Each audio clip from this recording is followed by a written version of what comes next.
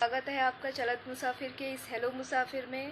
मैं नेहा आपका स्वागत करती हूँ और आज हमारे साथ बहुत ही स्पेशल गेस्ट हैं। उनका नाम है उमेश पंत, जो कि लेखक होने के साथ साथ उन्होंने यूरोप यात्रा भी की हुई है। आज हमें यूरोप के किस्से भी सुनने को मिलेंगे। नमस्कार, स्वागत है आपका चलत मुसाफिर के इस हेलो मुसाफिर में। कैसे हैं आप? बस बढ़िया। आप बताइए, आप कैसे हैं? मैं बिल्कुल ठीक हूँ सर। सर, मैं अभी अपने व्यूअर्स को यही बता रही थी कि आपने यूरोप यात्रा भी की हुई है, तो आज हमें इंडिया से बाहर के भी किस्से सुनने को मिलेंगे। तो और आप एक लेखक भी हैं, आप अपने किताबों के बारे में भी आज बताएंगे कि कैसे आपने उन किताबों को लिखने के पीछे प्रेरणा क्या थी। तो मैं शुरुआत से शुरू करना चाहूंगी। पहले तो हम थोड़ा सा नॉर्थ ईस्ट के बारे में जानना चाहेंगे कि वहाँ का एक्सपीरियंस आपका कैसा रहा। नॉर्थ ईस्ट का एक्सपीरियंस तो बहुत ही अच्छा रहा। मतलब एक तरह से जो हमारे जो स्टीरियोटाइप्स होते हैं नॉर्थ ईस्ट के बारे में दिल्ली में रहते हुए, हम्म। तो वो सारे स्टीरियोटाइप्स जो हैं वो एक के बाद एक एकदम धराशायी होते रहे नॉर्थ ईस्ट जाकर। और मेरी यात्रा गुवाहाटी से शुरू हुई थी और उसके बाद जी। मैं शिलोंग गया, उसके बाद अरुणाचल प्रदेश गया, असम के माजुली, मतलब जिसको एशिया का सबसे बड़ा द्वीप कहते हैं, हम्म। और उसके बारे में मुझे उससे पहले पता ही नहीं था। तो वो माजुली, वहां मैं गया, नदी पर बना हुआ सबसे बड़ा एशिया का द्वीप था। और उसके जी। बाद फिर यात्रा पहले चरण में तो यहीं तक रही। फिर दूसरे चरण में एक बार और, फिर जब मुझे पता चला कि नागालैंड में एक हॉर्नबिल फेस्टिवल होता है, जो कि जहाँ पे हम्म। नागालैंड की सारी जनजातियां आपको देखने को मिलती हैं, तो इतना फैसिनेटिंग था मेरे लिए। तो मैं फिर दूसरी यात्रा मैंने नागालैंड की और उसके बाद मणिपुर भी मैं होके आया। तो वही जैसे मैं बता रहा था कि रास्ते में भी मुझे कई सारे लोग मिले हमारे और व्यूअर्स उनके को बड़े उमेश पंत स्टीरियोटाइप्स जी, थे। मैं जी। थोड़ा सा यहाँ पे रोकना चाहूंगी आपको, माफी। हमारे व्यूअर्स को थोड़ा हॉर्नबिल फेस्टिवल के बारे में इलाबरेट करके बता दीजिए। पिछली बार जब हमने लाइव किया था, उन्होंने काफी ज्यादा पूछा था कि हॉर्नबिल फेस्टिवल में कैसे शामिल हो सकते हैं, कैसे जा सकते हैं, क्या है क्या नहीं है। थोड़ा सा उसको इलाबरेट कर देंगे तो आसानी होगी। देखिए, हॉर्नबिल फेस्टिवल जो है वो नागालैंड की जनजातियों का एक तरह से उत्सव है। और 10 दिन का ये उत्सव होता है, 1 तारीख से 10 तारीख दिसंबर ठीक। को। और वहां पे आपको नागालैंड नागालैंड की सारी जनजातियां देखने को मिलती हैं। 17 ट्राइब्स वहां पे हैं। और ये सारी ट्राइब्स और उनकी जो वेशभूषा है, वो अपनी वेशभूषा में आपको वहां मिलते हैं। उनके जो रंगारंग कार्यक्रम है और जो फोक है, उनका एक बहुत पुराना ओरल ट्रेडिशन रहा है, जो धीरे धीरे जब वहां पे क्रिश्चियनिटी आई तो एक तरह से मिटता रहा। और उस ट्रेडिशन को एक तरह से फिर से रिवाइव करने के लिए उन लोगों ने 10 दिन का उत्सव किया है। और यहाँ पे आपको दुनिया भर से लोग मिल जाएंगे।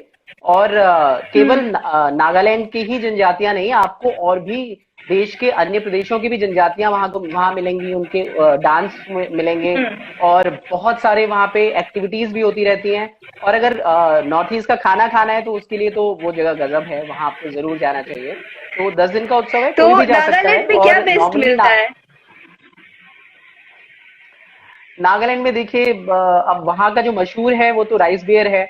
और हम्म। नागालैंड के बारे में वहाँ का, अगर आप नॉन वेजिटेरियन है तो नॉन वेजिटेरियन आपको वहाँ पे खाना ट्राई जरूर करना चाहिए। और वेजिटेरियन है तो थोड़ा सा आप असंतुष्ट होंगे, क्योंकि फिर आपको बैम्बू सूट्स जैसी चीजों से काम चलाना पड़ेगा। तो मतलब उस फेस्टिवल में अगर आप जा रहे हैं तो आपको राइस बियर एक बार जरूर ट्राई करनी चाहिए, मुझे ऐसा लगता है। और नॉनवेज, जो नॉन वेजिटेरियन है, उन्हें क्या, कौन सी डिश सबसे उनके लिए अच्छी रहेगी? देखिए, डिश का नाम तो मैं आपको नहीं बता पाऊंगा, लेकिन आप वहाँ पे चिकन जी। खा सकते हैं। और और वैसे तो पोर्क भी वहाँ पे मिलता है, तो उसकी भी हाँ। बड़ी अच्छी अच्छी डिशेस मिलती हैं, लेकिन तो वो भी आप ट्राई कर सकते हैं।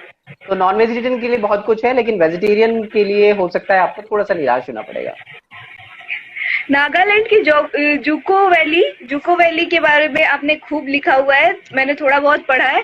उसके बारे में थोड़ा सा मैं जानना चाहूंगी कि क्या है, कैसा एक्सपीरियंस रहा, कैसे जा सकते हैं। नागालैंड की जो जूको वैली है वो एक जबरदस्त मतलब लोकेशन है। केवल 6 किलोमीटर का ट्रैक है। और 6 किलोमीटर जी। बाद जब आप चल के एकदम जंगलों के बीच से, नागालैंड के एकदम जंगलों के बीच से आप गुजरते हैं, और जब ऊपर पहुंचते हैं तो एक मोड़ आता है जहां से इतना हम्म। शानदार विस्तार खुलता है और बहुत ही खूबसूरत वो वैली है। मतलब अगर आप वहां पे होंगे तभी आप उसको महसूस कर सकते हैं। मैं तो, मेरी तो आंखें एकदम खुली रह गई। जैसे मैं इससे पहले वैली ऑफ फ्लावर गया था उत्तराखंड में, तो वैली ऑफ फ्लावर हम्म। जाके जैसा मुझे लगा, मुझे उससे कम से कम 3 गुना ज्यादा अच्छा जुको वैली जाके लगा। उसको नागालैंड की वैली ऑफ फ्लावर भी कहते हैं। तो वहां जाने के लिए बेसिकली हम्म। ये है कि आपको दीमापुर, जहाँ पे उसके पास ही में किसामा विलेज है जहाँ पे हॉर्नबिल फेस्टिवल होता है, और किसामा जी। विलेज से लगभग 6 किलोमीटर आप गाड़ी से जाते हैं और उसके बाद फिर ये ट्रैक शुरू हो जाता है। तो दीमापुर आपको जाना पड़ेगा और वहां से फिर कोहिमा जाके आप किसामा जाएंगे और कोई किसामा से फिर ये ट्रैक शुरू होगा। और लेकिन ये है कि जब मैं गया था उस टाइम, मतलब ये जो है लगभग आई थिंक 3,000 मीटर के आसपास ये जगह है, और इतनी ठंड यहाँ पे होती है, तो रहने का जो इंतजाम है वो मुझे बहुत अच्छा नहीं लगा। तो वो आपको उसके लिए एकदम गर्म कपड़े और ये सब लेके जाना पड़ेगा, वरना आप एकदम ठिठुर उसके जाएंगे। लिए थोड़ी सी मैंने जो तैयारी अपनी करनी मेरी पड़ेगी। किताब आई है, हाँ जी बिल्कुल, मेरी जो किताब आई है दूर दुर्गम दुरुस्त, उसमें भी मैंने जी। उसका पूरा अच्छे से जिक्र किया है। और ये जिक्र किया है कि मुझे एक कोई ऑस्ट्रेलियन मिले और वो सुबह सुबह जब किसी तरह उनकी रात बीती एकदम ठंड में, और सुबह जब मैं जी। आया, सुबह जब बाहर मैं उनसे मिला, तो मैंने उनसे पूछा हाउ वाज योर एक्सपीरियंस। तो उन्होंने कहा यस। मतलब it was best and worst experience all together. तो वर्स्ट इसलिए था क्योंकि इतनी ठंड थी और उस ठंड से बचने के लिए वहां पे कोई खास इंतजाम नहीं थे। तो इसीलिए अगर आप वहां जा रहे हैं तो ठंड से बचने के इंतजाम जरूर करके जाइए, वरना ठिठुरते हुए एकदम सुबह सुबह आप परेशान हो जाएंगे। मैं अभी आपकी किताबों पे थोड़े बाद में आऊंगी, लेकिन पहले मैं यूरोप के बारे में जानना चाहूंगी कि अगर कोई इंडिया से जाना चाहता है यूरोप, तो उसके मन में बहुत सारे सवाल होते हैं, पासपोर्ट और कैसे वहां पहुंचा जा सकता है, वहां का खर्चा बहुत हो जाएगा, तो वहां घूमने में ऐसा ऐसे, तो फिर मतलब बहुत सारे क्वेश्चंस होते हैं। तो मैं धीरे धीरे आपसे पूछना चाहूंगी कि वहां जाने मतलब कैसे जाएं और क्या सबसे बेस्ट रहेगा, जहाँ से मतलब क्या हम बेस्ट ले सकते हैं जाने के लिए। जाने के लिए वही वीजा है, उसकी अपनी कुछ फॉर्मेलिटीज हैं जो कि आपको करनी पड़ती हैं। और हम्म। अगर टूरिस्ट वीजा है और आपकी पहले से बुकिंग वगैरह है तो वो फिर आसान हो जाता है। और हमारा फैमिली ट्रिप था और हम किसी अपने कंपनी के थ्रू गए थे, तो हमारे लिए थोड़ा आसान हो गया था। अदरवाइज अगर आप बैक हम्म। पैकिंग करते हैं तो थोड़ा सा वो चैलेंज होता है कि आपको वीजा एक बार मिल जाए। और उसके बाद तो फिर हम्म। यूरोप में अब बैक, मेरा मन तो है बैक पैकिंग करने का। और मैंने तो ये एकदम जिसे कहते हैं एकदम बना बनाया ट्रिप था और वो ट्रिप ज्वाइन किया। लेकिन बैक पैकिंग के अपने अलग चैलेंजेस होते हैं। इसमें तो आपको सारी हम्म। फैसिलिटीज मिल जाती है। आप जब एयरपोर्ट पहुंचते हैं, तो एयरपोर्ट यहाँ से हम रोम गए और फिर रोम से पेरिस हम्म। गए अगली फ्लाइट लेकर, और पेरिस से फिर हमने चक्कर शुरू किया और लगभग 7-8 दिन का ट्रिप था। और हम्म। बहुत बहुत ही शानदार ट्रिप रहा। और मतलब ये था कि हाँ। मेरे लिए एक तरह से इंट्रोडक्शन यूरोप का था। और फिर वहां से लगा कि यार ये तो अभी प्राक्तन है, एकदम इंट्रोडक्शन है, इसके बाद एक लंबी ट्रिप तो बनती है जिसपे फिर कुछ लिखा भी जाएगा। तो अभी आप प्लान कर रहे हैं दोबारा से बैक पैकिंग का यूरोप के लिए? देखिए वो थोड़ा फाइनेंसेस मैनेज करने कहा पड़ते जा हैं उसके सकता लिए, तो वो एक लंबा दूर का प्लान रहेगा। लेकिन अभी इंडिया में इतना कुछ बचा हुआ है कि आप यूरोप, क्योंकि यूरोप अगर आप है। एक बार देख लिया, आपने स्विट्जरलैंड देख लिया, तो ऐसा लगता है कि यार जो उत्तराखंड की वैली ऑफ फ्लावर है वो भी तो स्विट्जरलैंड ही है। या फिर जूको वैली आप चले जाइए तो आप सारे स्विट्जरलैंड भूल जाएंगे। तो ये है कि जब इंडिया में इतना कुछ देखने को है तो फिर इतने पैसे खर्च करके आप जाएं वहां, वो तभी जाएं जब फाइनेंसेस आपके बहुत अच्छे हो जाएं। तो उसके लिए अभी मेरे तो ख्याल से वक्त लगेगा। मैं यूरोप से ही एक और सवाल पूछना चाहूंगी कि वहां पे आपने मतलब क्या आपका सबसे बेस्ट एक्सपीरियंस रहा, और जगह आपने कौन कौन से घूमे जो ऐसा लगा कि अरे यार ये जगह काफी अच्छी है, मैं दोबारा आना चाहूंगा इस जगह पे, ये सारी चीजें बताते जाइए। देखिए, एक तो एफएल टावर, जब मैं एफएल टावर के नीचे खड़ा था तो मुझे पता नहीं था कि एक लिफ्ट जाती है ऊपर, और वहां से आप जी। सेकंड लेवल से पूरे पेरिस का शानदार नजारा देख पाते हैं। बीच में शीन रिवर बहती है और उसके आसपास जो पेरिस के ओके। आर्किटेक्चर है वो आपको एकदम विस्तार दिखाई देता है। तो वहां जाने के बाद हम्म। मुझे पता चला कि अच्छा आप एफएल टावर के ऊपर भी चढ़ सकते हैं। तो ये मेरा एक तरह से इग्नोरेंस ही था। और उसके बाद जो यूरोप की मुझे जो अच्छी बात लगी, जो उनका आर्किटेक्चर है, हम्म। उसका जो रखरखाव उन्होंने किया है, वो बहुत शानदार है। आप जी। कहीं भी जाइए आपको कोई टूटी फूटी इमारतें नहीं मिलेंगी। और वो इमारतें एकदम पुरानी है, मतलब पुरानी सिविलाइजेशन की इमारतें हैं, सदियों पुरानी है। उसके बावजूद जो उनका रखरखाव है वो कमाल का है। और ये तो एक एक आर्किटेक्चर वाला एस्पेक्ट है। दूसरा एस्पेक्ट ये है कि जो हायर हिमालय जो आल्प्स हैं, वहाँ के हिमालय सुनिए, आल्प्स जो हैं यूरोप के, जी। स्विट्जरलैंड के, तो वहाँ पे हम्म। युंगफ्राउ करके एक जगह है जो कि टॉप ऑफ यूरोप कहा जाता है। और लगभग 10,000 फीट की ऊंचाई है, और उस ऊंचाई पर जाती है जी ट्रेन। तो यहाँ अगर आप इंडिया में लगभग 10 दिन का ट्रैक या 7-8 दिन का ट्रैक होगा, उसके बाद आप पहुंचेंगे। जी। लेकिन सोचिए कि आप ट्रेन से उतर रहे हैं और आप एकदम आल्प्स के बीच में हैं, बर्फ से पटी हुई पहाड़ियों के बीच में हैं, तो वो बहुत शानदार अनुभव था।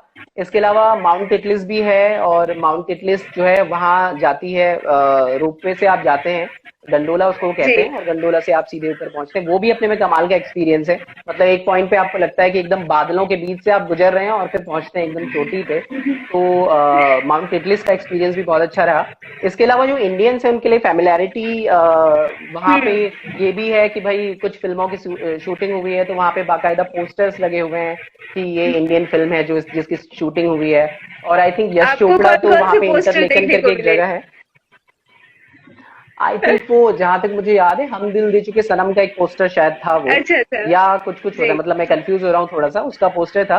तो यश चोपड़ा ओके। जो है, जो शोमैन कहे जाते हैं इंडियन सिनेमा के, उनको तो इंटरलेकन ने अपना ब्रांड एम्बेसडर बनाया, क्योंकि स्विट्जरलैंड की जो भारतीय पुरानी फिल्में हैं, मतलब खासकर 90s की और उसके हम्म। बाद की फिल्में, उनमें स्विट्जरलैंड का जी जितना ज्यादा पोर्ट्रेयल उन्होंने किया है, तो उसके लिए यश चोपड़ा को उन्होंने ब्रांड एम्बेसडर ही बना दिया इंटरलेकन का। तो ये है, तो आपको थोड़ा सा प्राउड फील होता है, अच्छा आप इंडिया से आ रहे हैं, और देखिए यहाँ पे एक स्टैच्यू बना हुआ है बाकायदा इस चोपड़ा का। तो ये सब मजेदार चीजें हैं। और आपका मतलब कोई ऐसा एक्सपीरियंस यूरोप में जो बहुत अजीब हुआ हो आपके साथ, या फिर कुछ वहाँ पे वर्स्ट एक्सपीरियंस आपका कुछ हुआ हो? ये तो आपने बेस्ट एक्सपीरियंस बता ये दिया, वर्स्ट आपके साथ कुछ ऐसा देखिए, अजीब? वर्स्ट एक्सपीरियंस एक तरह से टेलर मेड ही ये ट्रिप था, तो इसमें वर्स्ट जैसा कुछ नहीं रहा, अगर सच कहूं तो मैं, मतलब कुछ भी ऐसा नहीं था। अभी जब ये होता है कि जैसे आप इटली जब जाते हैं, तो आपको थोड़ा लगता है आप इंडिया में आ गए हैं, क्योंकि वहां पे थोड़ा आपको जी गंदगी मिलनी शुरू होती है। अदरवाइज तो सब कुछ इतना ओके। साफ सुथरा आपको दिखाई देता है। तो इटली के कुछ इलाकों में ऐसा जाके लगता है अच्छा ये तो इंडिया आप पहुंच रहे हो। लेकिन फिर आप वेनिस जाते हो, और वेनिस तो खैर एकदम समुद्र के बीच में बना हुआ एक शहर है, तो उसका अपना एक अलग एक्सपीरियंस है।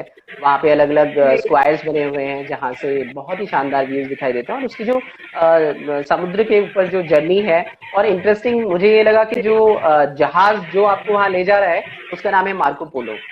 तो मार्को पोलो को अच्छा। हम बहुत बड़े घुमक्कड़ के जी तौर पे जानते हैं, और वो वहीं के घुमक्कड़। हैं। तो जी ये रोचक था। तो मैं ये पूछना चाह रहा हूँ, वहाँ पे खाने का क्या सीन है? अगर इंडियन मतलब कोई जाता है, तो फिर वहाँ पे खाने का कैसे कैसे कुजीन वहाँ पे कैसे डिसाइड कर सकते हैं, या फिर कौन सी चीज आपको बेस्ट लगी खाने में?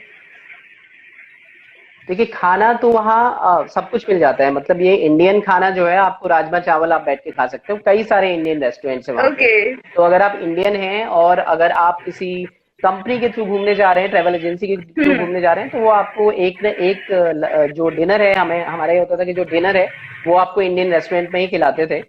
बाकी फिर ये है कि जो खाना है बहुत महंगा भी है, तो आप थोड़ा सा जेब का भी देखते हुए चलते हो। और थोड़ा सा अब ये है, जैसे इटली के अपने पिज्जा कितना वगैरह महंगा बहुत फिर भी फेमस पर है। प्लेट? अगर अगर किसी को पर प्लेट एक टाइम का अगर लंच या फिर डिनर लेना हो, तो फिर कितना महंगा, कितनी जेब ढीली हो सकती है?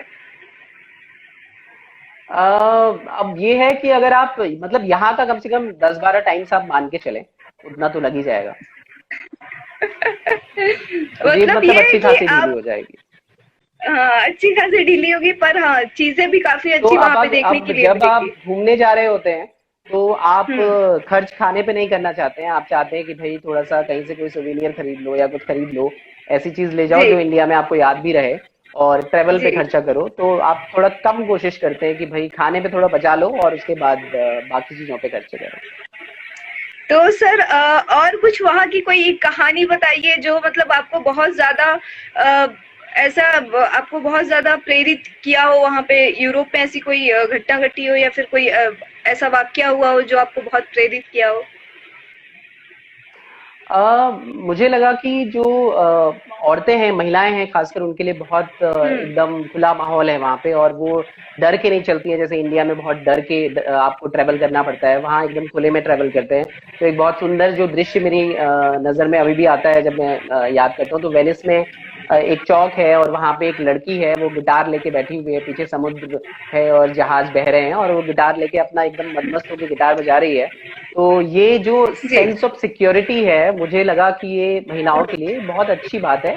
और ऐसा होना तो हर जगह चाहिए, इंडिया में भी होना चाहिए, लेकिन इंडिया में तो आप देख ही रहे हैं अभी जी। किस तरह का माहौल है।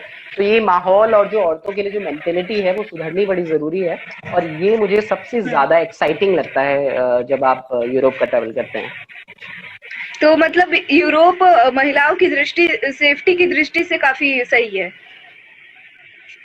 हाँ, महिलाओं के घूमने के ऐसा कह लिहाज सकते से हैं। काफी सही है। हालांकि हालांकि इंडिया में भी ऐसा नहीं है, जैसे सोलो ट्रेवल वाला जो एक पूरा कल्चर है और वो गर्ल्स के बीच में या महिलाओं के बीच में वो कल्चर है, और कई सारी जी ट्रेवलर्स हैं, आप ही के ग्रुप की जो ट्रेवलर्स हैं वो जी महिलाएं हैं और वो पूरे जी देश में घूमती हैं।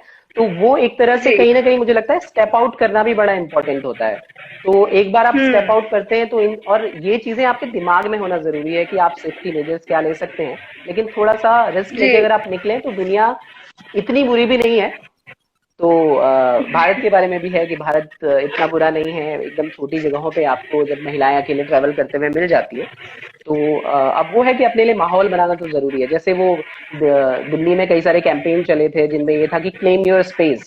तो अपना जो स्पेस जी। है वो आप क्लेम करें, वो भी बड़ा जरूरी है। तो इसीलिए जो सोलो हम्म। ट्रैवल का खासकर महिलाओं के बीच जो कल्चर हो रहा है वो मुझे लगता है बहुत अच्छा है। तो इंडिया में सर आपने नॉर्थ ईस्ट के अलावा और कहाँ कहाँ घूमा है, कितना एक्सप्लोर किया है?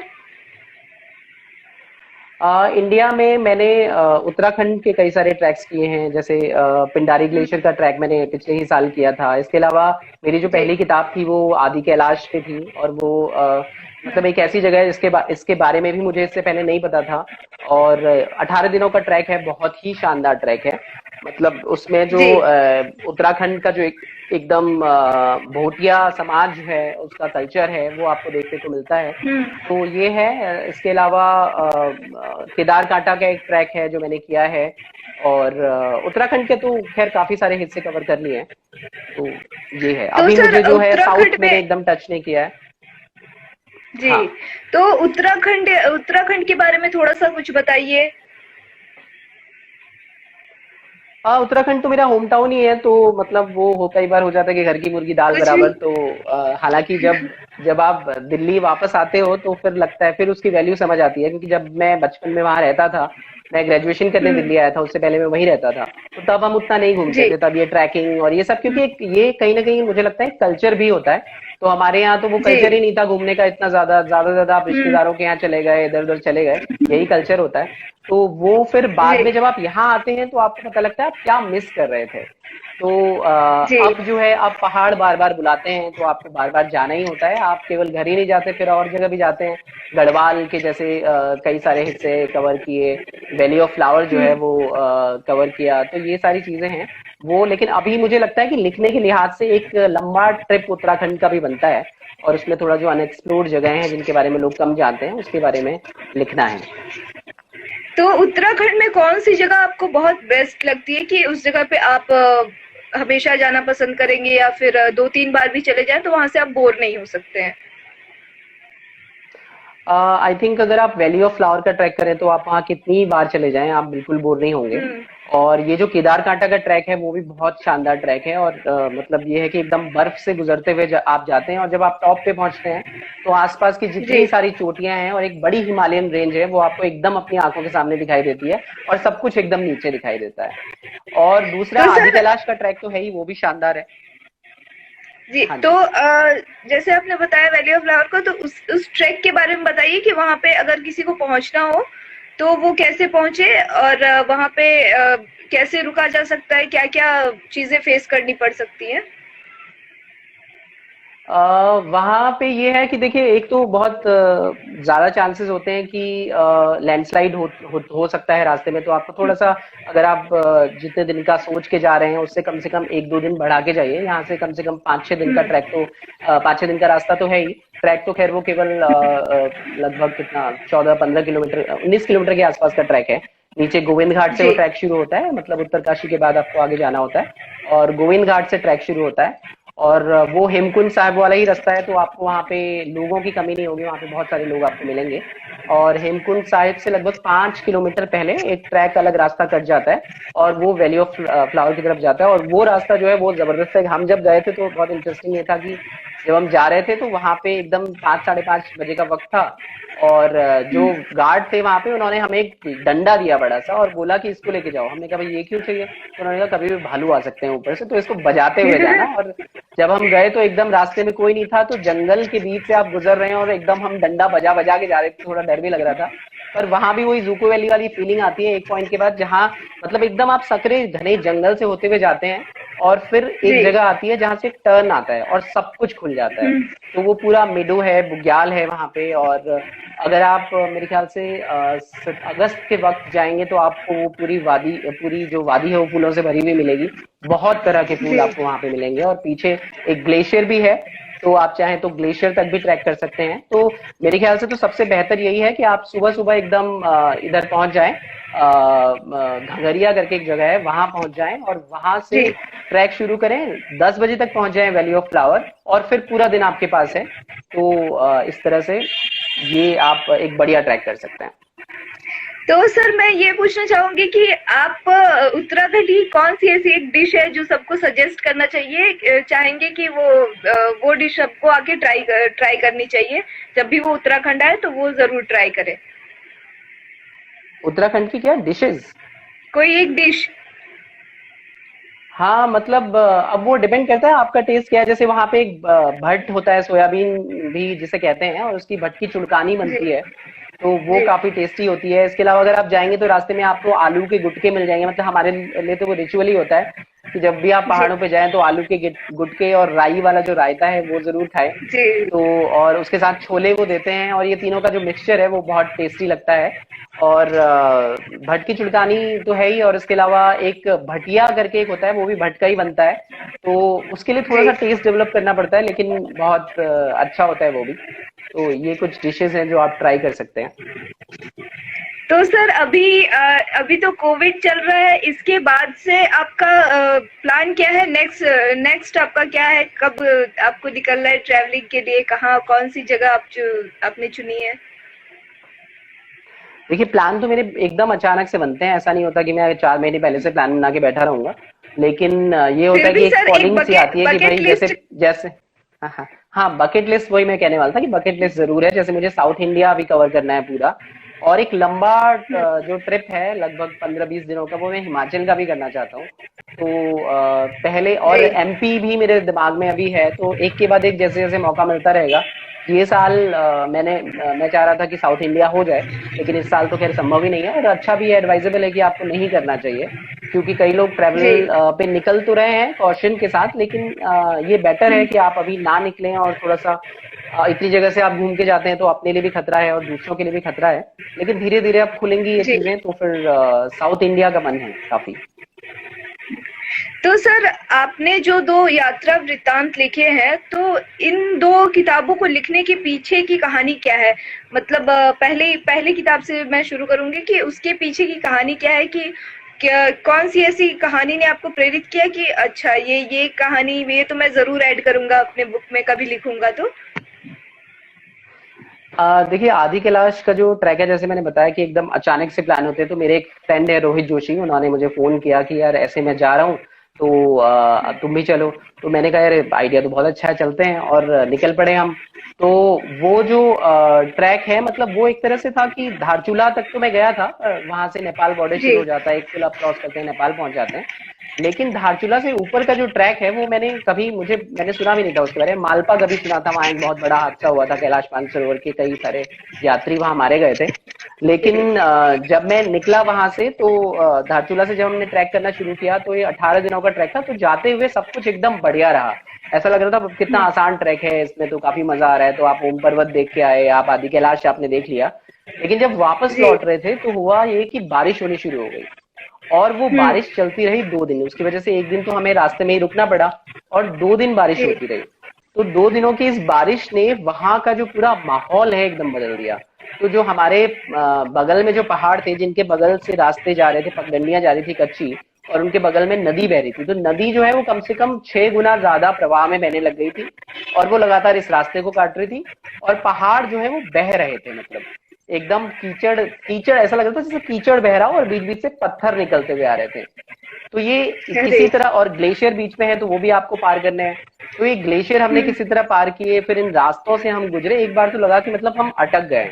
तो फिर उसके बाद हम एक जगह पहुंचे और वहां पता चला कि इसके आगे जो पुल हमें पार करना था, ऊपर से एक छोटी गाड़, पहाड़ी गाड़ जो होती है वो आ रही थी, और जो पुल पार करना था वो हमारी आंखों के सामने बह रहा था।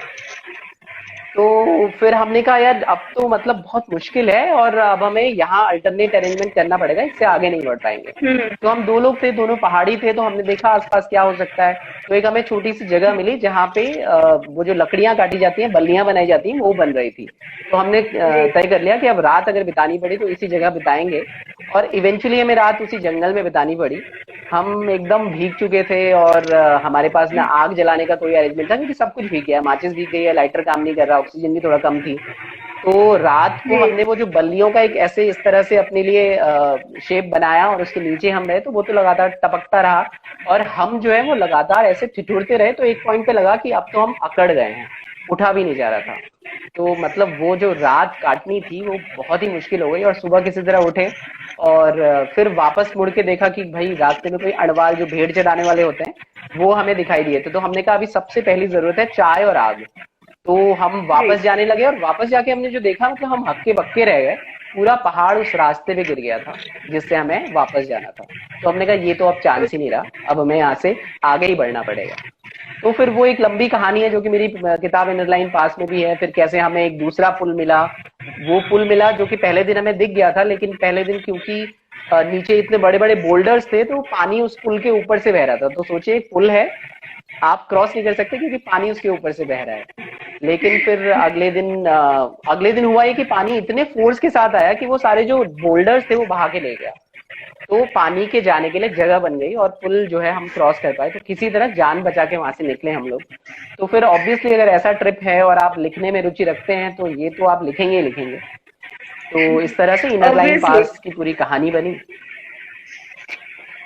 तो मैं दूसरी किताब पे आना चाहूंगी कि दूर दुर्गम दुरुस्त, इसके पीछे कैसी कहानी है, या फिर इस किताब के बारे में थोड़ा सा बताइए हमें। देखिए वो है कि पहली किताब जब ट्रेवलॉग आ गई और उसका रिस्पांस बहुत अच्छा मिला, मुझे काफी लोगों ने उसको सराहा और पसंद किया। तो जी, उसके बाद ये था कि ट्रेवल राइटिंग में एक इंटरेस्ट जाहिर सी बात है कि बढ़ गया था।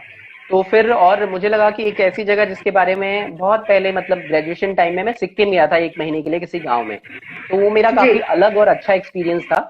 और वहाँ पे वहाँ के जो लोग हैं उनसे मैंने उनके कल्चर के बारे में जाना, और काफी उसको एक डॉक्यूमेंट भी किया। हालांकि वो जो डॉक्यूमेंट है अब हो गया है, वो बहुत अच्छी किताब वो अलग से हो सकती थी। उसके बाद अब मुझे लगा कि यार नॉर्थ ईस्ट जो है उसकी तरफ बढ़ना चाहिए, जाना चाहिए। तो फिर इस बार मैं अलग इलाके में गुवाहाटी से होते हुए गया। और जब पहली बार गया तो फिर अब रास्ते में इतनी कहानियां हैं कि आपको फौज के लोग मिल रहे हैं, वो कह रहे हैं कि इतनी, वो कह रहे हैं बहुत खतरनाक जगह है, बच के जाना, सावधानी से हम्म, जाना। लेकिन जैसे जैसे आप उन जगहों पे पहुंच रहे हैं वहां पे आपको लोग मिल रहे हैं, वो इतने प्यारे लोग हैं, इतने अच्छे लोग हैं। तो ऐसा फिर ये फील ही नहीं फिर हो रहा है कारवां कि। बढ़ता गया एकदम। तो जी, वो मैंने किताब का जो थीम है वो यही है कि जो पूर्वाग्रह हैं हमारे, उनके पार हम्म, भी पूर्वोत्तर की एक दुनिया है। और यही दूर दुर्गम दुरुस्त की पूरी कहानी है। तो रास्ते में जितने भी लोग मिलते हैं वो आपको एक स्टीरियोटाइप में डालते हैं, और आप उस स्टीरियोटाइप को तोड़ते हुए आगे बढ़ते हैं। इनफैक्ट वहाँ की जो लोग हैं, वहाँ का कल्चर है, वो उस जी, स्टीरियोटाइप को तोड़ने में आपकी मदद करते हैं। और आपको लगता है ये तो हमारे ही उत्तराखंड के पहाड़ जैसा ही है, वहीं के जैसे लोग हैं। बस थोड़ा सा रंग रूप चेहरा मोहरा अलग है लोगों का, और बाकी दिल से तो सारे एक ही से हैं। तो ये जो है, और ऑब्वियसली। तो ये पूर्वाग्रह तोड़ने बड़े जरूरी हैं। और मुझे लगता है जैसे नॉर्थ ईस्ट में मुझे कोई एक शख्स मिला था, उसने बोला कि दिल्ली में हमारे साथ बहुत खराब रवैया होता है, और इनफैक्ट हम उत्तराखंड गए, वहां हम्म, हमारे साथ बहुत अच्छे तरीके से लोगों ने ट्रीट किया। और दिल्ली में एक बार वो जो बंदा था उसने बोला कि मैंने लोगों से कहा, किसी ने मुझसे पूछा कि आप कहाँ से हैं, तो उसने कहा मैं मणिपुर से हूँ। तो उसने बोला कि मणिपुर ये कहाँ है। तो वो कहने लगा मुझसे कि मेरा मन था मैं कह दूं चाइना में है, तुम्हें अपने देश के एक इतनी बड़े हिस्से के बारे में नहीं पता। तो लेकिन ये है कि ये भी उनका भी एक पूर्वाग्रह है, क्योंकि जब मैं उत्तराखंड से आया था और गंगोली हाट से आया था, तो मैं अपने होम टाउन का नाम जी, बताता था कोई नहीं जानता था, मुझे कहना पड़ता था नैनीताल के पास से। तो ये जो मुझे लगता है जो कम्युनिकेशन है वो बहुत जरूरी है पूर्वोत्तर और शेष भारत के बीच में। तो वो कम्युनिकेशन करने जी। के लिए की ही एक कोशिश है इस किताब के जरिए कि लोगों को बताया जाए और वो थोड़ा सहज हो पूर्वोत्तर जाने के लिए। नागालैंड के बारे में तो बेसिकली ये इतनी पूरी भ्रांतियां थी किताब इवन। बेसिकली ये जी पूरी जी। किताब यही है कि जितने भी पूर्वाग्रह हमने पाल रखे हैं या फिर हमने सुन रखे हैं, तो कहीं ना कहीं उसको तोड़ने का काम किया जी है, उसके बारे में इलोबरेट किया है कि नहीं ऐसा नहीं है, ऐसा है, इसके ऊपर की दुनिया और खूबसूरत है, हाँ, आप देख सकते हैं। बिल्कुल बिल्कुल वही है ना कि आप किस मानसिकता के साथ जा रहे हैं ये बड़ा जरूरी है। मुझे ट्रेन में जी जी एक कोई कपल थे, काफी एजेड कपल थे और वो रेलवे में ही नौकरी करते थे, वो मिले और उन्होंने कहा कि आप पूर्व नॉर्थ ईस्ट आपको कैसा लगा? मैंने कहा मुझे तो अच्छा लगा। उन्होंने कहा हमें तो बहुत ही घटिया लगा। अब ये था कि उनको, क्योंकि वो नॉन वेजिटेरियन नहीं थे और उनको हर जगह नॉन हम्म वेजिटेरियन मिल रहा था और कई जगह उनको लटके हुए देख जा रहे थे, तो वो सारी जो चीजें हैं वो देख के उसके बाहर फिर उन्होंने देखने की कोशिश नहीं की। तो यही पूर्वाग्रह होते हैं जिसके बाद फिर आप आंखें बंद कर लेते हैं और उस दुनिया को देख ही नहीं पाते हैं। तो इसका थीम वही है कि आप उन आंखों को खोलिए और उसके बाहर देखिए और फिर देखिए दुनिया कितनी खूबसूरत है और कितनी एक्सेप्टिंग है। मैं हॉर्नबिल फेस्टिवल में गया तो वहां जिस तरह की मतलब लोगों ने जैसे आपको एम्ब्रेस किया वहां पे, तो वो देख के लग रहा था कि जी ये लोग हैं जिनके बारे में आप दिल्ली में इतना बुरा बर्ताव करते हैं और यहाँ पे आपको इतना वेलकम कर रहे हैं। तो ये जो है यही भ्रांतियां और पूर्वाग्रह जो है वो तोड़ने का काम ये किताब आई होप करेगी। जी। तो आपकी कौन सी फेवरेट, अगर कहा जाए कि आपको जो काफी पसंद हो, तो आपका कौन सा यात्रा वृत्तांत है जो आपको काफी पसंद है? यात्रा वृतांत तो जैसे अमृतलाल वेगड़ हैं, उनका एक है हम्म सौंदर्य की नदी नर्मदा, और उन्होंने नर्मदा का हम्म पूरा चक्कर लगाया है और उस चक्कर को जितनी खूबसूरती से उन्होंने लिखा है वो बहुत हम्म शानदार है। इसके अलावा अभी थोड़ा सा अलग तरह की अगर ट्रेवलॉग में कहेंगे तो मानव कौल की किताब आई है, बहुत दूर कितना दूर होता है, वो भी एक, हालांकि वो हाँ ट्रेवल डायरी जी ज्यादा है, ट्रेवलॉग कम है, लेकिन वो लिखावट मुझे बड़ी पसंद है क्योंकि उसमें थोड़ा सा मेरा भी जो एक वो रहता है कि आप जिस जगह पे जाते हैं वहां जाके आपके मन में एक खास तरह की फीलिंग आती है। एक एलन डी जी बॉटन है, उनकी एक किताब है आर्ट ऑफ ट्रेवल, तो उन्होंने उस इसके बारे में बड़े अच्छे से उसमें लिखा है। और वो जो फीलिंग है वो हर जगह हर बोल के अलग अलग होती है। जैसे जब आप हिमालय के इलाके में जाएंगे तो एक अलग फीलिंग होगी, जब आप समुद्र के किनारे जाएंगे तो एक अलग फीलिंग होगी। तो उसको एक्सपीरियंस करना एकदम उस जगह में डूब के, तो वो जो है बड़ा जरूरी होता है। और मानव कौल की किताब में मुझे उसकी थोड़ा झलक मिली, इसलिए मुझे वो किताब बहुत पसंद आई। इसके अलावा ये अनुराधा बेनीवाल हैं, उन्होंने भी आजादी मेरा बयान करके जी किताब लिखी है। वो जी किताब यूरोप को लेके वो इसलिए अच्छी है, हालांकि बहुत ही आसान भाषा में वो किताब है, और इसलिए अच्छी है क्योंकि उसमें एक औरत है जो कि इंडिया में रहती है, स्टीरियोटाइप्स के बीच रहती है, वो भी एक तरह से स्टीरियोटाइप तोड़ती है, अपने अपने और अपने कंफर्ट जोन से निकलती है और घूमती है और यूरोप को अच्छे से जीती, तो वो भी एक अच्छी किताब है। तो इसके हम्म अलावा निर्मल वर्मा के ट्रेवलॉग्स, निर्मल वर्मा की जो यूरोप की जी यात्राएं हैं उनको आप पढ़िए तो वो बहुत शानदार हैं। अगेन ने भी पूर्वोत्तर के बारे में कुछ कुछ यात्राएं, कुछ कुछ वृत्तांत लिखे हैं, वो भी बहुत अच्छे हैं, खासकर माजुली का जो उनका वृत्तांत है वो बहुत शानदार है। तो और निर्मल वर्मा का जो स्पेस है वो मुझे बहुत अच्छा लगता है। उन्होंने एक कुंभ मेले में अपनी यात्रा का विवरण किया है और वो विवरण भी बहुत शानदार विवरण है। वो भी कहीं ना कहीं थोड़ा सा ये बात कहता है कि जैसे जो रिलीजियस लोग नहीं होते, जो नास्तिक लोग होते हैं, वो आस्तिकों को एक अलग तरह से देखते हैं। जी तो वो लेकिन वो भूल जाते हैं जो उनकी पूरी लाइफ लॉन्ग का कल्चर है वो एक व्यक्ति को बनाता है। तो हम्म तो उसको आप जब तक नहीं समझेंगे, उसकी पूरी लाइफ की जर्नी को, उसके बैकग्राउंड को नहीं समझेंगे, तो आप उस व्यक्ति को नहीं समझ पाएंगे और एक जजमेंट पास करने लग जाएंगे। तो जी निर्मल वर्मा ने काफी खूबसूरती से इस बात को बताने की कोशिश की है। तो ये कुछ ट्रेवलॉग्स हैं जिनके नाम अभी लिए जा सकते हैं। जी बाकी एक तो नेली मैं ब्राई हैं जिन्होंने, हाँ जी जी बताइए बताइए। हाँ, तो मैं वही कह रहा हूँ कि नेली ब्राई करके एक जर्नलिस्ट है, जर्नलिस्ट थी इनफैक्ट, उन्होंने पूरे दुनिया का एक चक्कर लगाया था, around the world in 80 days या 78 डेज, कुछ ऐसा नाम है उस किताब का, और वो भी अपने में एक अच्छी किताब है जी अंग्रेजी में। इसके अलावा बिल ब्राइसन ने भी काफी काम किया है और उनके जो यूरोप के ट्रेवलॉग है वो भी आप पढ़ सकते हैं। तो कई सारे नाम हो सकते हैं। तो मैं ये पूछना चाहूंगी कि उत्तराखंड अगर लड़कियों की दृष्टि से देखा जाए कि कितना सेफ है, अगर कोई सोलो ट्रेवलर वहां जाती है तो उनको क्या चीजें फेस करनी पड़ सकती है, और कितना सेफ्टी के नजरिए से कितना सही है, कितना जो भी है, जो भी स्थिति है वो हाँ, बताइए।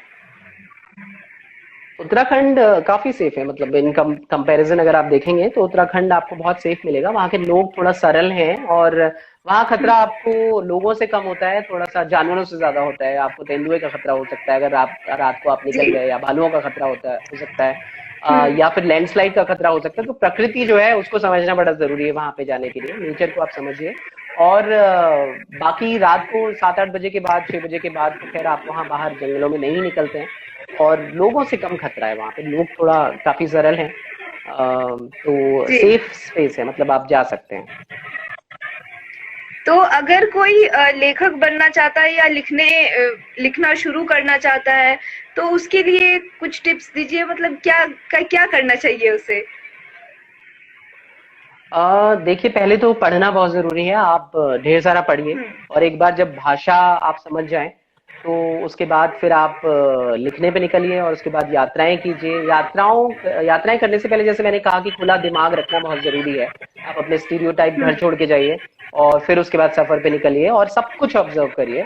और जब आप ऑब्जर्व कर रहे हैं तो फिर उसको कहीं ना कहीं डायरी में लिखिए भी। मतलब मेरा जो अपना तरीका होता है, जी। मैं लगातार नोट्स लेता हूँ, हर दिन के नोट्स लेता हूँ। रात को बैठ के अपने पूरे दिन के एक्सपीरियंसेस में उनको ब्रेविटी के साथ लिख लेता हूँ। और उसके जी। बाद वो नोट्स जो हैं, अगर नोट्स आपने बना लिए तो आप 5 साल बाद भी लिखेंगे तो आप लिख पाएंगे, क्योंकि फिर आप तस्वीरें भी लेते हैं, आप वीडियो भी लेते हैं, तो तमाम तरह की ग्राफिक मेमोरीज जो है वो आपके दिमाग में रहती हैं। लेकिन जब आप नोट्स लेते हैं तो फैक्चुअल चीजें भी आपको, जैसे आप किसी कल्चर के बारे में जान रहे हैं, कोई नाम सुन रहे हैं, तो उसको लिख लें। क्योंकि जो किताब का काम है, वो आधा काम तो आपके एक्सपीरियंसेस का होता है, उनको गैदर करने का होता है, और फिर उसके बाद आधा काम होता है उन पे रिसर्च का।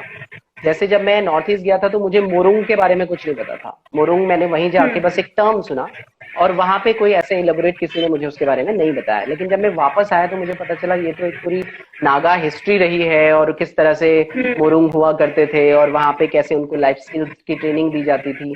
तो ये जो टर्म्स हैं उनको आप लेके आइए अपने साथ, और फिर देखिए कि बिल्कुल रिसर्च कीजिए, तो आपके सामने एक बड़ा इतिहास खुल जाएगा, और वही सबसे मुझे लगता है इंटरेस्टिंग है। तो ये सब चीजें जरूरी है। तो बेसिकली जितनी भी फैक्ट, हाँ, बेसिकली लिखने के लिए यात्राएं जरूरी है, थोड़ा बहुत घूमना या फिर थोड़ा बहुत आसपास भी देखना जरूरी है, ताकि आप ऑब्जर्व कर पाए किसी भी चीज। बिल्कुल आसपास देखिए, और लोगों से बात जरूर कीजिए, जो वहाँ के लोग हम्म। हैं। और वहाँ के लोग ही नहीं, मतलब जैसे मैं जब शिलोंग गया तो मुझे एक बार एक ड्राइवर मिले जो कि शिलोंग के थे, जो कि जी। खासी थे, और एक बार एक ड्राइवर मिले जो कि बिहार के थे।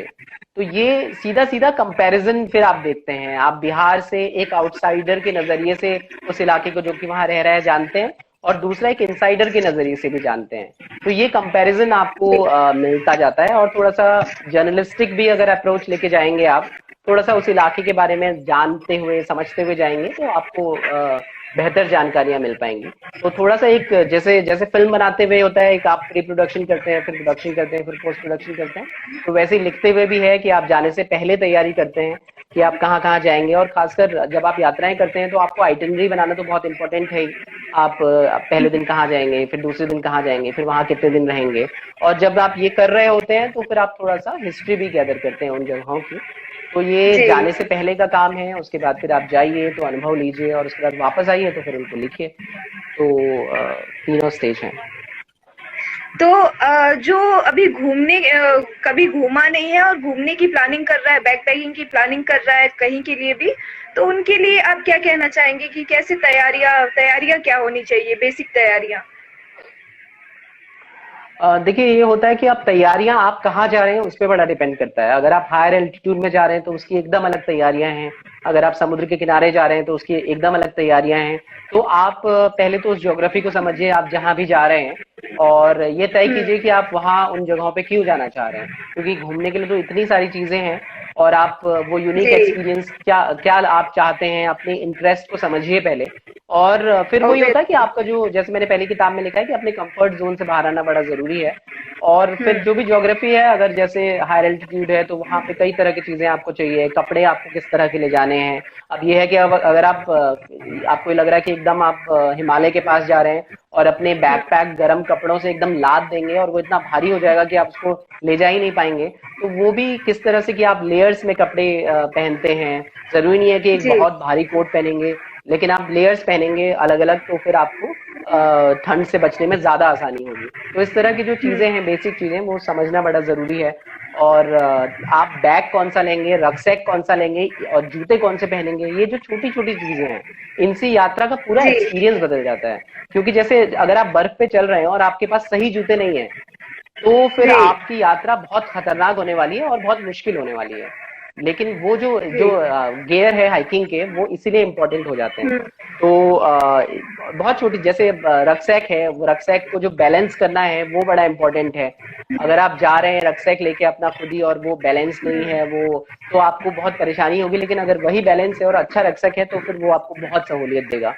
तो ये सब जी बेसिक चीजें हैं जो कि पहले समझनी जरूरी है। और हायर एल्टीट्यूड पे तो खैर और भी तरह की चीजें हैं, जैसे वहां पे आपको ऑक्सीजन की कमी हो सकती है, तो उसके लिए आपको तैयारियां करके जानी होती हैं। अगर ऐसा हो गया तो क्या होगा, अगर आपको लौटना पड़ा तो क्या होगा, तो ये सारी चीजें बड़ी जरूरी हैं। तो उस ज्योग्राफी के बारे में थोड़ा सा रिसर्च कीजिए, इंटरनेट पे आजकल सब कुछ अवेलेबल है। आप जब जा रहे हैं तो जी। जरूर रिसर्च कर लीजिए, पढ़ लीजिए पहले क्या क्या चैलेंजेस आप फेस कर सकते हैं। क्योंकि घूमना देखने पे बहुत आसान लगता है, लेकिन अब जब आप थोड़ा सा गुरु जगहों पे जाने लगते हैं, तो फिर उसके अपने अलग चैलेंजेस हैं, जो कि आपको दिल्ली में बैठे हुए या अपने घर में बैठे हुए समझ नहीं आते। तो वो आई थिंक उसके बारे में तो रिसर्च करना बड़ा जरूरी है। जैसा कि उमेश पंत जी ने बताया कि अगर हम घूमने जा रहे हैं तो क्या क्या चीजें हमें ध्यान रखनी चाहिए, और जो लिखना चाहते हैं उनके लिए भी काफी सारे आपको टिप्स मिले होंगे कि कैसे कैसे हम लिखना शुरू कर सकते हैं। जो शुरू करने वाले हैं तो उनके लिए बेसिक चीजें क्या है जो ध्यान में रखनी जरूरी है। तो मैं उमेश जी से बस अब आखिरी सवाल पूछना चाहूंगी कि आप हमारे व्यूवर्स को कुछ बताना चाह रहे हो तो वो आप बता दीजिए। कुछ टिप्स देना चाह रहे हो, कुछ सलाह अ, देना ही चाह रहे हो? जी हाँ, मतलब टिप तो यही है कि अगर आपको घूमना है तो फिर आप निकल पड़िए, मतलब फिर आप ज्यादा सोचिए मत। क्योंकि जब हम नहीं घूम रहे होते हैं, मतलब एक एज होती है जब आप को लगता है कि अच्छा यार घूमना तो बड़ा मुश्किल काम है, कैसे जाएंगे क्या जाएंगे, तो आप बस निकल पड़िए। वो जी कंफर्ट जोन जो है, मैंने मेरी पहली किताब का आइडिया ये है कि आप अपने कंफर्ट जोन से निकलिए और उसके बाद दुनिया को महसूस करना शुरू कीजिए। आप इसलिए मत घूमिए कि आपको आवारागर्दी करनी है, बल्कि आप एक्सपीरियंसेस गैदर कीजिए। और ये पक्की बात है कि आप अगर अच्छे से मन लगा के घूमेंगे, मेहनत का काम है, अच्छे से मन लगा के घूमेंगे, तो आप एक बेटर इंसान बन जाएंगे और खुद को थोड़ा बेहतर जानने ऑब्वियसली। लगेंगे। जैसे हम्म आपकी जो बॉडी है वो कई जगहों पे कैसे रिएक्ट करती है, लोगों को देख के कैसे रिएक्ट हम्म। करती है, ये सब चीजें भी आप अपने बारे में समझेंगे। और इसीलिए घूमना बड़ा जरूरी है। तो बस बैग पैक करिए और निकल जाइए, पर कोविड के बाद। हाँ, तो अभी उत्तराखंड में कोविड का क्या सीन है? वहाँ उत्तराखंड अभी घूमने के लिए खुल गया है, क्या सीन है? ऐसा सवाल आया है, तो बता दीजिए हमें। हाँ, घूमने के लिए खुल गया है। बस आपको देहरादून एक वेबसाइट है, उस वेबसाइट पे आपको ऑफिशियली रजिस्टर करना है अपने आप को कि आप निकल रहे हैं घूमने के लिए। अदरवाइज अभी आई थिंक, जहां तक मेरी जानकारी है, कोई ऐसी रिस्ट्रिक्शन नहीं है फिलहाल। वो खुल गई है रिस्ट्रिक्शंस, लेकिन वही है कि सारे। आप अपने प्रिकॉशंस तो लेने ही होंगे आपको। जी। तो उमेश पंत जी ने जैसे बता दिया कि उत्तराखंड में अभी क्या-क्या आप सेफ्टी से जाइए, जा सकते हैं, अभी बहुत ज़्यादा रेस्ट्रिक्शंस नहीं है, पर हाँ, अपनी सेफ्टी ज़रूरी है। इसी के साथ मैं उमेश पंत जी से विदा लेना चाहूँगी और थैंक यू आने के लिए और इतनी सारी जानकारियाँ देने के लिए। थैंक यू सो मच आपको भी, और जो भी हमें देख रहे हैं उनको भी, और जो आगे देखेंगे, अब अगर आपने रिकॉर्ड किया हो तो उसके बाद उनको भी बहुत बहुत थैंक यू। जी, जी। मैं एक और चीज़ बोलना चाहूँगी कि आप अपने वेबसाइट के बारे में थोड़ा-सा बता दीजिए ताकि ये लोग वहाँ पहुँचे और जो भी यात्रा के बारे में बहुत पढ़ना चाहते हैं या फिर पढ़ने में रुचि रखते हैं, तो वो कैसे मतलब पहुँचे? थोड़ा-सा आप अपने वेबसाइट के बारे में बता दीजिए। ये अच्छा है, आपने मुझे खुद ही प्रचार का मौका दे दिया। तो बेसिकली एक वेबसाइट है मेरी, yatraकार.com, जहाँ पे बहुत सारे ट्रेवल आर्टिकल्स मिलेंगे और उसमें और भी लोगों के आर्टिकल्स हैं, गेस्ट राइटर्स भी हैं, पर मेरे भी वहाँ पे बहुत सारे आर्टिकल्स आपको देखने को मिल जाएंगे। इसके अलावा यूट्यूब पे एक पेज भी है यात्राकार करके, उसको भी आप ढूंढिए और उसको देखना शुरू कीजिए। तो हुँ। बाकी यही है। वहाँ पे आपको खूब सारी यात्रा से जुड़ी कहानियाँ आपको मिल जाएँगी, किस्से मिल जाएँगे और कैसे-कैसे पहुँचे, बहुत सारी जानकारी आपको मिल जाएगी। आप बस पहुँचिए। तो मैं अब विदा लेना चाहूँगी। शुक्रिया Umesh Pant ji. Thank you so much मुझे बुलाने के लिए और ये मंच देने के लिए।